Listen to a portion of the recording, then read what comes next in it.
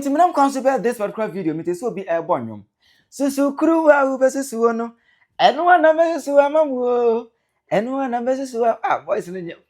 nya de. Ewusia yenye no atoro nchemu a ato man konkonga na oyeni ni brichi kesi abo afa Ghana hanum. But abonde jakwa nya anakwa. Sammy Gyamfi eto atwi. Sammy Gyamfi aso aye hyepa ama Ghana for monchmanka how we TikTok there. Omo edi Sammy Gyamfi djuma ni nyina fa nsem okan in opposition. Any there now esie no. Ghana for abedu nyo no say onhwe yi oma ne mpa emu nya de nya sa de a his next person on the line obewu bi a ewiase nyina entiase aha Penyah block media best was any dey mo obe like video no other my subscribe button snap by the cable notification and latest update na ba kire wa adwon dia mame e wo comment section best was obaso a no a shebina for so enya bi ahwe eti anybody be adwene say Penyah block media as you seems to be happy and obi awu na as you are trying to justify some name maybe wait I am not happy for the death of anybody tiase ne I am not happy that Omanebo Ama and Murtala Muhammad are gone. No. If they are in my family, I'll be very happy to have them. But listen to me. Yeti krom heye. Enkura 16 ewuye. Obi anka ho asem. Yengoti asem dis ni bi eka. Ba sebe o. Enkura na wo mu atu wo mu kwan. Meboa. They went on the journey, travel on their own. So you cannot even equate these things. You cannot try to equate it. Mesuma me ba oja ho na ja kwahye no a kafra na me ka kire no. Na mansuma no ko ja no ho na ja na hye no a me ka kire say mesuma ho. Is that not the question that you're going to ask? Kwasia we tiase ne nipa ewu. Ofui we tiase ne nipa ewu. Ofui we etiase ne nipa ewu. Enkura sisi ewu. Nyanza so obetima kan ne se enkura na akoye omu program omu akoye omu bibi no makonya kwenche no mawunten de enyo obi na sima enkura no like aya me ndisi for me hu adwen ada ndisi for na kazetri me hu adwen pa se aponche adwen me hu adwen na ndisi for na kazetri enkura 16 ewu be ka asema nyo obi na sima enkura no no mane bo me na so mane bo ama me na me sima no ma bi so me na me sima no they are send him any sasa mo ka de na de o sima mane bo ama no o nsu no said the Osman is soon the other Yaman Soma and Boama, Memensmano. Mean two galam say Mensumano. Ain't never me Babis Mamano. Said the more Kennedy, I never maneboa, Mensumano, Masmano, and I'm a Somaneboa, Mensumano. What I say, Mensumaneboama. Quasiaki can Jimmy say ye to Croma. Equadonco, ye young Quasia for, Eddie Porsche, or Belgian who Phoebe to TikTok, Ebbe Cerebral, Ebbe Stray, sounds the one, Nenumina to the name, as the acid the Huguenim. Ebeke kan kwase asem any day say Equadon just because Equadon can support NDC mo Jimmy comment one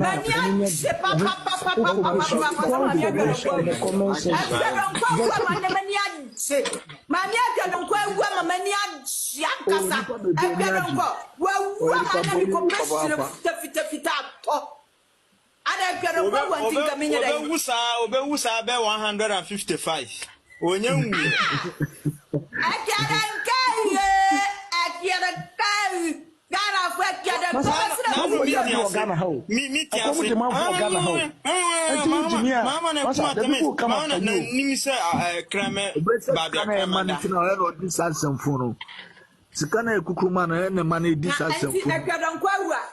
Yano memene mama sanso wani ya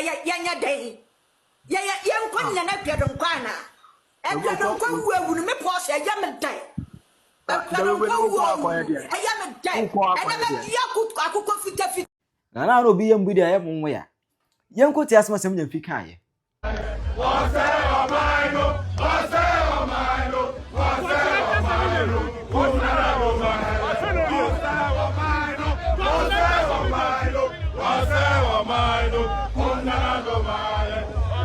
Sammy Gyamfi, you speak like this in opposition. You are now 36 years. I go for a child of 45 years. Pray that you even get to 40 years. Just pray. Pray that you even get to 40 years. Pray. Politics in the Mukasa are doing say with them with Mukasa Jimmy so. na mo se me na me ba be wu me mo jimi mo na mo se me na be affect me. Bible say touch not my anointed and do my prophet no harm. Father is anointed whether you like it or not. He is anointed. Who shall bless? No one cares. Bible say the best sorrow was me rather me sorry wo mo so. Na mo ga say me na me consequences. Ye ko to aba you had your charm saying say they are ready to sacrifice everything. The path will not be smooth, but we will stand up to the challenge. And we are prepared to sacrifice everything. And I mean everything, including lives. I mean everything, including lives. Na everything na say mu a me na me mizu. Me na mere. Mo sacrifice mo nyina mo. Mo na mo sacrifice mo nyina mo hon sacrifice. Mo de mo nyina mo hon na mo sacrifice. Ebusua evan say mo Sammy Gyamfi kan ye no. TikTok montren so the omo abe clash with him. Kum nanado maye radie kum nanado maye. Kumba o mi amaye radie kumba o mi amaye. Kum nanado maye radie kum nanado maye. Kumba o mi amaye radie kumba o mi amaye. Nanado me kame mame na ubenya 100 years and above ansa no wafiri atiasefo asase so wate omo bu so ye nipa bonini no omo tiri so ubenya 100 years and above ansa no wafiri atiasefo asase so akọ woni MPP fo mpanyimfo nyina me bompa ye ma mo se mo benya nkwatenten why media minim se Sammy Gyamfi kura abonyo ma se Nyankopon ku ne ba omiama o ema no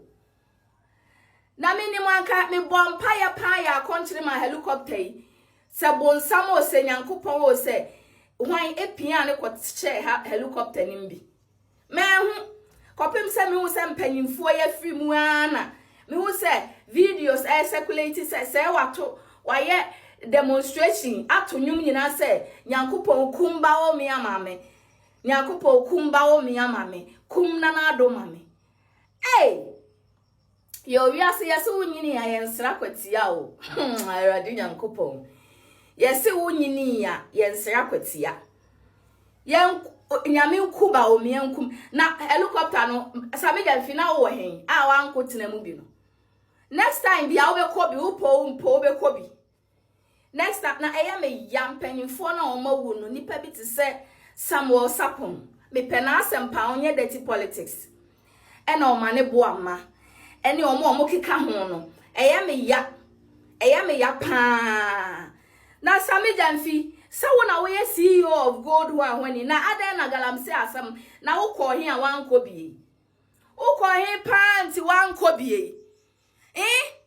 me ya asam no ayeme ya papa fami ko court say dey say ya na di o de microphone na court fami ko na me so min ko play kumba o mi ani kum Mahama na kumba o mi ani kum na ado no na ka min ko bo na me fa nkyere wo ewiase we on so wo si dua emumọ kwaku a woti ho na firisuru sei na aba be bo sei puo enkote ana me na anopa no na hwa ni instance e ka kire ni kunu sei na omo ko wu ye no mde omo ye Nyankopon tamfo omo yere no omo ni instance ni bi ayeme ya papa ayeme ya pa Sammy Gyamfi ifa na okoye ehifa pa na okoye a enti na wonka wankotena hell next time bia wo be kobi wan kokra ye bia ebe kukuru asi wan kokra ye be kukuru asi helicopter nim se kumba o mi amame me hu video ne da se me hu video we ntama enka me bompa ye ya konchine se baby bia Sammy Gyamfi wo helicopter nko ntena mu bi kumba o mi amame kumna na do mame why bone pa asem we bitter truth ye ka we ambeka kwase bi si proye bia one is card to aduane dia wanya 2 cd bando baba be gina me comment section ase aba abeka nkwase asem e de akyere me na Sammy Gyamfi ne nam ho eye kumba o me amame kum nanado mame nanado de moda mo na o ndc fo moda mo na o pati mo nsuro no obi a wanya 80 plus she the man with swag enye wo na o ma wu no na eye me de sorry but me ko hu video na circulate wo social media Sammy Gyamfi ye kum nanado mame erade kum nanado mame kumba o mi amame se wo eda munyina mbeka bia I'm telling you the truth se wo eda no obi papa just politics inti wo wish death on him munyina mbeka bia hye eti na mo ya o mekasa na o mu che o mu di ene ye friend say asofo a matu o manu agu o mu so on the National Cathedral eka egu o mu hu fin eka nsama kese de wom ni de enim edigu o mu so no omon pai bodru nyankopon animu a ndc fo munya ready ayabrewe boss munya ready omon pai ba nipa bi te se sofu bi te se Reverend Victor Kusibuatin me papa my own father mo sori ana mo ya no na mo kan nsama kese na mo di natem nyankopon frɛ no na mo gina bonku ana se na mo gina nifa mo kra mo se bo mpae manyame tie e ma yesa mo ma mo nkowu mumpo mo se mo ba mpae manyankopon tie mo e ma ye mo kowu a yetimi san mo atiko se e ma mo nkowu no da bia wo gina nyame anim di manyame ma mo nsuro mo bie ma no a nsem hunu nko a kumba o mi amame mo kumma ham na da kra erade kumma ham amame eti bi so me kogina ba bi tu kumma ham amame mo de beba be famisi a mode hwanhwani beba be famisi a na nyamo na maye bibie enyamo na maye bibie ka ode mo baaye na aye ka ode mo baaye na aye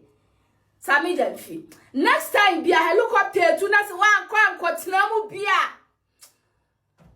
yen akase ye be wo wetiko ama wuo na wo wishi ma Dr. Bawumia Nana Akufo-Addo no you will see your smoothness level as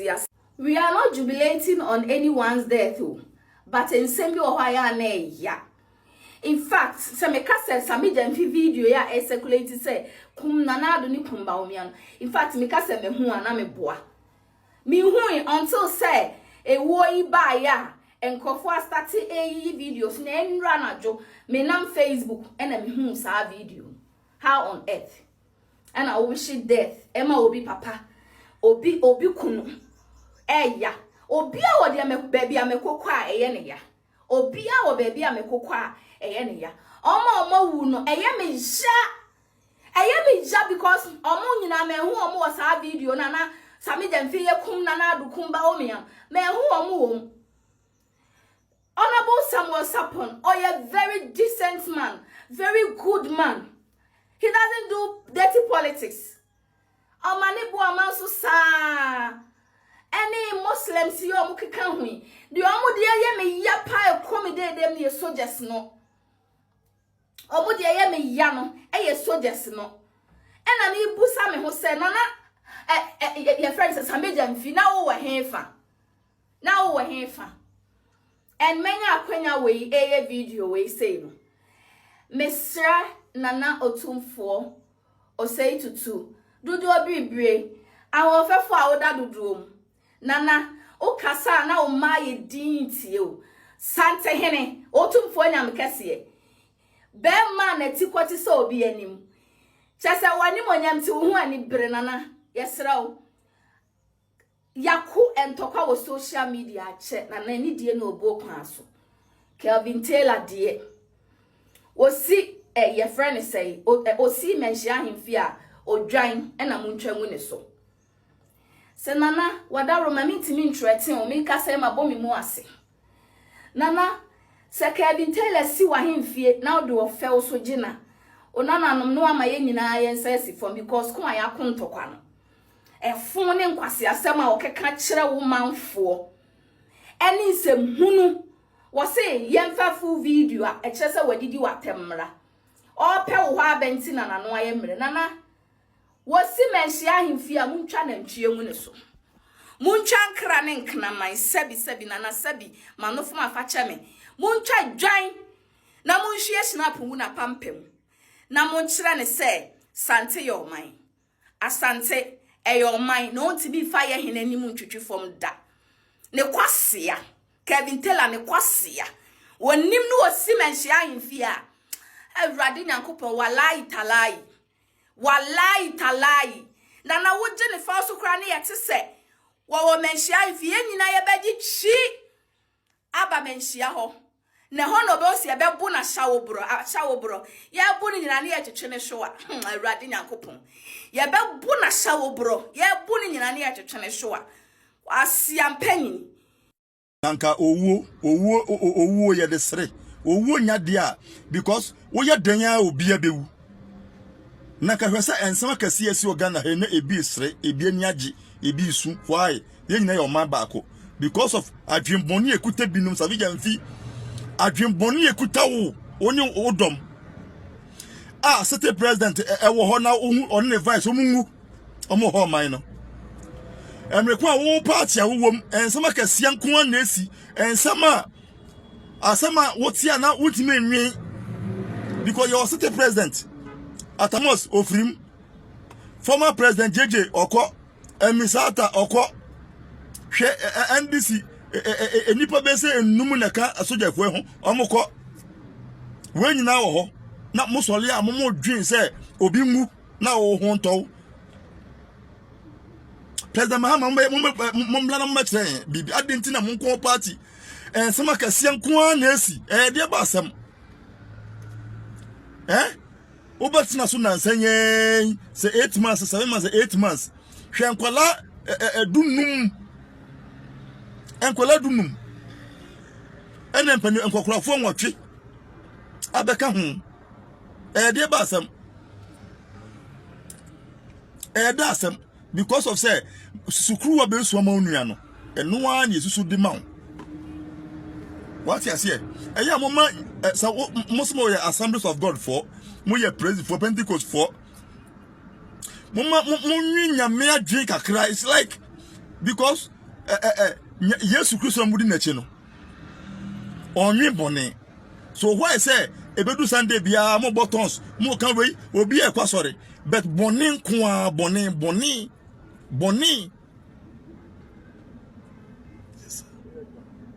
wa mumu mako school nim nyansa na talk and sympathize obi akopta akokunu wudi nipa ewu enno oni nipa ewu a wudi nipa ewu a because of rose into nipa ewu e come to fit the person you okada msimia okada de mwa ya adwuma we na we be boa no mu anyhow we are finding them but obi akwa me trust di say me check say we ya di passing wine power na wanya no eye ne de power na mamu etimu ye wiase mo nya omani ye ne nya ye hontoyen say we can all stay here no mo de mo ya no to for wiem ye ni visa ye ni passport mo to for wiem no be ja board gota mo mi trust yi wa kwa so bia no so fu nya mo mi trust yi kwasia fo nka se adini o anam fu say susuante ye nim nyansa ye wiase ko na nimo forget about the Bible now. You are the Peter in the Bible right now. Whatever you do today and not end up depicting who you are, so that tomorrow obi so because what the man they go fly plane ama omu 8 omu ne omewu enti they go Ghana we are morning only one morning hey o morning am morning o na me tell me san ko for me njo mu o morning what you say usu a sumo omo men suma yen ka say su omo su never momo minim say me kan see e den a John mi baba me comment section baba ka say enye we busu ni anka what you know say the politics are fra weni na wujimi e the politics is fra weni ana mujimi wa anu say nkofo nkwala bakba 16 ana mu road accident so road accident 16 sa road accident no na nka omo baba akopɛ e ka sa nkofo 16 no ho a na ka de chie no makɔ ekwan no nkofo 16 we na side that cap no ye nya peni ba ko kra na sa da ne trim e ma ne nkonkɔ ka che ebusanfo ne sɛ oh pamcho ye ma mo yakɔ say Ghana you should keep quiet your morning that wonye gbemi mo ne one morning don't let me be too rude. Like me and Kasami Mboa da. Don't let me be too rude. Only one in the morning. Do you think say me personally, do you think say me I care about Nkofona more or no more? And phobia who? And phobia on fit cry Kumasi. It will get to a place when I'm crying so quiet to get to a place I'm watching. You will not see one single light or kind so. Single light won't. I bet you be able to baby I say accident is suicide kind so. Omo ni pa chemu. Omo to omo mutrim no me ni papa pa chemu. Omo hu nya chemu. Asase usu na hu nya. Ukwe mukọ Nyankopon ni ma obi aya aboa. Na me ka kire mo. Nti mo mo ne a munkọ na munkọ mo ne na atiefo asembia sheme pa mane madwen ho ti boom stay menti asie na ene she John Mahama yen tragedy mu mi do nyame ka obedi uni twem wo ye be ba wo so adimi and this is for the MPP for the poison afra a confirm the ama obi amanawu mo kan ya nti we so mo hwan local e friend saying plane no say mo ye moa me say John Mahama ye musuo magana man bi akokora bi be kan say John Mahama ye nipa moto abama na obesa de Ghana kwa achiri o kana nkwasiafo ndisi fo na omodi atam oh mama bere so mo hu ni esisi kwasi ampafo mo se ye ne mumu nsu obia ne obia momu nsu owo die eda ho mo obia mo jende mo hu afiwe die da prodobu and this is da prodobu do kwasi ampafo mo munya hu we munya hu we asiapofo nka mesuma mo ana na se nka me mo mebom ni ayoro ho ana aka ma jimi kura se Mahama emmoa nkwala student 17 akonya accident nkwa siampafo amo se mo ye leaders obi a nko ho emmoa mo mpo de monya lucky mu wiem se mo se kwan na gugu Ghana na mo nya ndisifo mo ba ya Sammy Gyamfi mo diska ne ye nkwase ade no sa kwan mo mfa so bi na ekumu nti ahiafo ne mfa so nkwala 17 aha mo so 8 na ya me ya se wo mo mutwi innocent fo na mo nka ho mo nya politician na ya me ya na nka se wo Mahama na wokọ na ebia wo abosonfo na ne wo spirit fo no e ka kiro se menko na wa so unim se bi nso a wo na aja nya nka made